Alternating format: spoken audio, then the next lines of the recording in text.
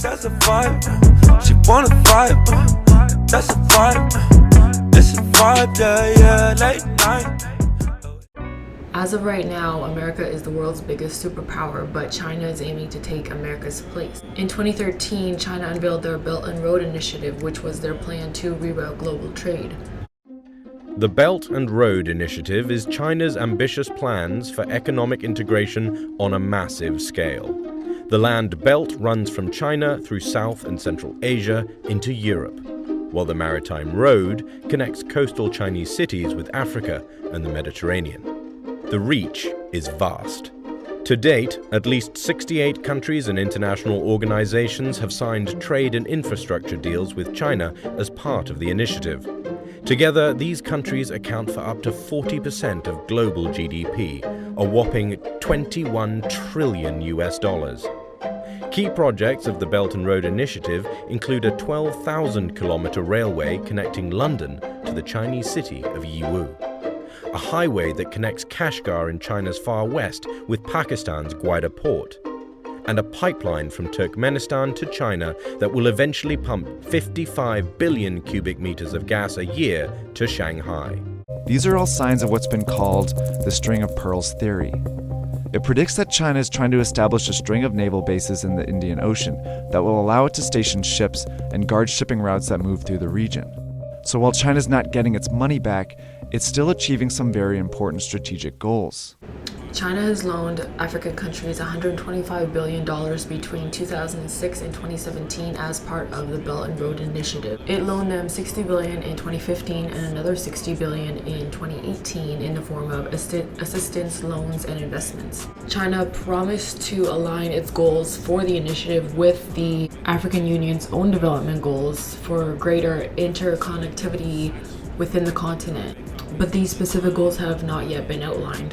Most of the money has gone to building roads, railroads, bridges, and other infrastructure. China has invested $25 billion into Angola, $13.5 billion into Ethiopia, $7.9 billion to Kenya, $7.3 billion to the Republic of Congo. North Sudan got $4.6 billion, Zambia got $6 billion, Nigeria $4.8 billion, and Ghana got $3.5 billion. Chinese leaders claim that the deals that are being made come with no political strings attached, and that their goal is to aid in the development of the African countries. African leaders see that the lack of infrastructure is holding these countries back from development and becoming economically sustainable, so that they happily accept these handouts from China, not asking enough questions and not thinking about the long-term consequences. And so what we see in many of these Chinese loans is, one, there isn't great regard for environmental or social impacts, negative or otherwise. And two, there isn't a lot known about what the conditions are. And then three, there's very little regard in some cases for the sustainability.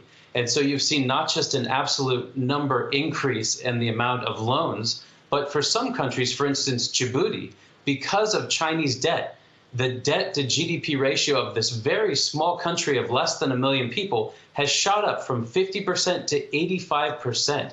And so this Chinese debt diplomacy really is going to be we'll see great effects in some countries. Let's take the example of Sri Lanka, which is heavily leveraged to the Chinese government. The Chinese government invested in a port there, which many others considered to be a lemon of a project and had seen very little ship traffic. The Sri Lankan government was so heavily indebted to the Chinese government that ultimately it handed over control of that port, giving the Chinese an important port along a major waterway. If you translate that example to Djibouti or some other countries in Africa, China is often collateralizing these loans with natural resources, with issues with ports and with areas of geostrategic importance. And so in Djibouti, where China now has a military base and a country that is heavily leveraged to Beijing, China can be pulling political strings behind the scenes about Djibouti's openness to other military powers. It could also be trying to take the port or other geostrategic areas if Djibouti is unable to pay the amounts owed. As stated in the clip, China knows that some of these countries that they're loaning to won't be able to pay those loans plus interest back, but they loan to them anyway as a strategy. They want control of African resources, and they'll take those resources as collateral once the African countries can't pay back the loans. Zambia is an example of where this is already happening. There were rumors last year that China was taking over Zambian firms as part of repayment plans. The Zambian firms were ZESCO, which is the national power utility, and ZNBC, which is the country's national broadcaster. Well, the Zambian government is the one building. We are just getting a loan from China. Oh, you get the loan from China? Yes. But you also have help from China? Yeah, the contractors from China, yes. Oh, okay. Yeah. But it's just the funding is done by China, by it's a loan. It's not like they're just giving to us for free, no. Okay. What are you doing all the way here in Zambia? All the way. Just building the bridge. Just building bridge. Why do the Chinese want to build this bridge? Because the contractor.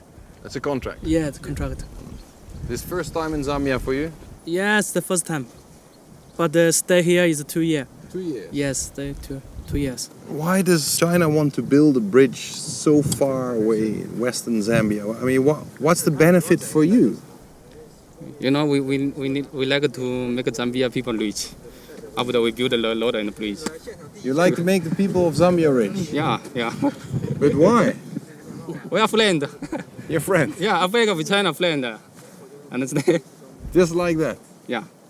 So anybody, anywhere in the world can ask China for a bridge? No. China is not too much power to make that. Not like America. Country, yes. Yeah. Only help for poor country.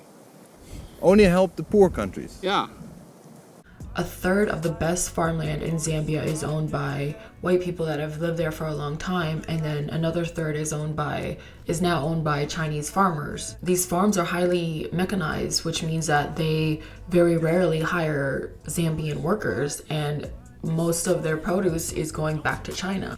China is Kenya's largest foreign lender, owing China 42.8 billion euros, which accounts for more than 60% of Kenya's GDP. A leaked report by the Auditor General's office showed that in 2013, the Kenyan government had waived the port of Mombasa's sovereign immunity in order to use it as a security for a Chinese loan. The Democratic Republic of Congo could be one of the richest countries in the world because it's so rich in natural resources and minerals, but it owes China 3.4 billion US dollars. So it's been exchanging their resources and minerals for the Chinese loans.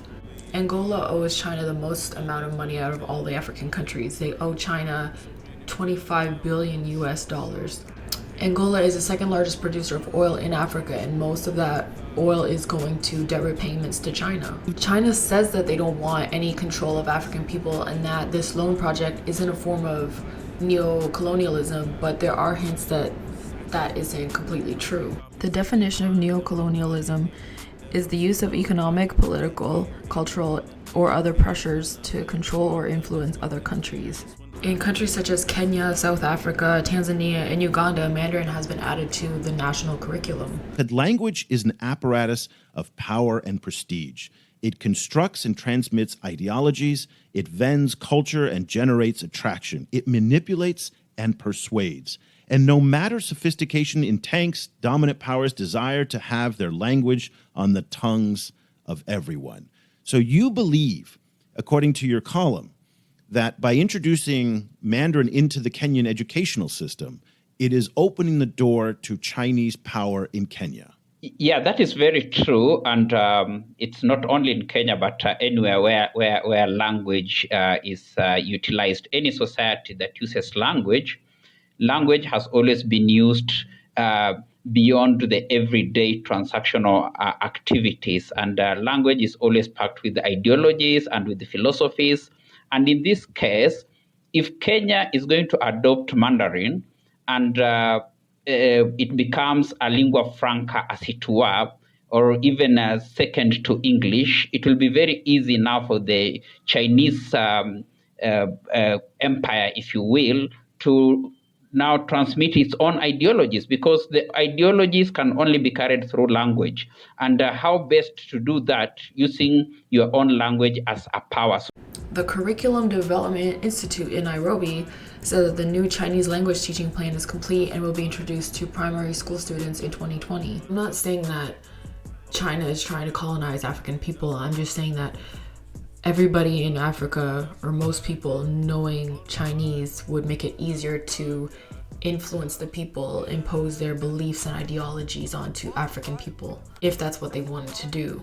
Some say that everybody speaking Mandarin or Cantonese, Chinese in African countries can bring people together and help them understand each other, but I haven't heard of Chinese students learning African countries' languages. One thing that's happening, for instance, in Kenya and other countries, is the Chinese approaching individual ministers, making shadowy side deals, and really increasing the amounts that are taken on without any kind of consolidated analysis, without looking at what the pros and the cons might be. Chinese practices are not in accordance with European or United States anti-corruption practices, to say the least. And so I think that we need to shine a light on how these investments are made. The fact that investments are being made is great, but they should be made in a way that is conscious of environmental conditions, social impact, use of local labor, technology transfer, and anti-corruption goals. For me, a concern is that I've heard many politicians and leaders in African countries are very corrupt. And so why would we believe that the money that they're getting is actually going to their intended use? I've also heard that a lot of Chinese politicians and leaders and just business owners, companies in general, are very corrupt, as well as unreliable construction jobs. Chinese builders often overlook details. They take shortcuts to save money and time. And they're building all these things, all this infrastructure in Africa, training these African people how to do it themselves as well. It can be a safety issue. There could be casualties in the future if a bridge breaks down because the Chinese contractors wanted to take a shortcut. To me, it seems like it's doing more harm than good. I don't know for a fact that China is trying to neo-colonize, if that's even a word, these African countries, but I do know that they don't have pure intentions. They're not some friendly Santa Claus that just wants to help Africans. This is either like some sort of political move, economic move. It's all business for China, and they're not going to do this unless they're going to benefit greatly from this Belt and Road Initiative. And I really think that African leaders need to think twice about taking these loans from China, at least the ones from the very poor countries. Let me know your opinion on this subject in the comments, and subscribe, and I'll see you in the next one. Dripping down your thighs. It's a vibe. Get high, digging deep while I'm looking in your eyes. Vibe is the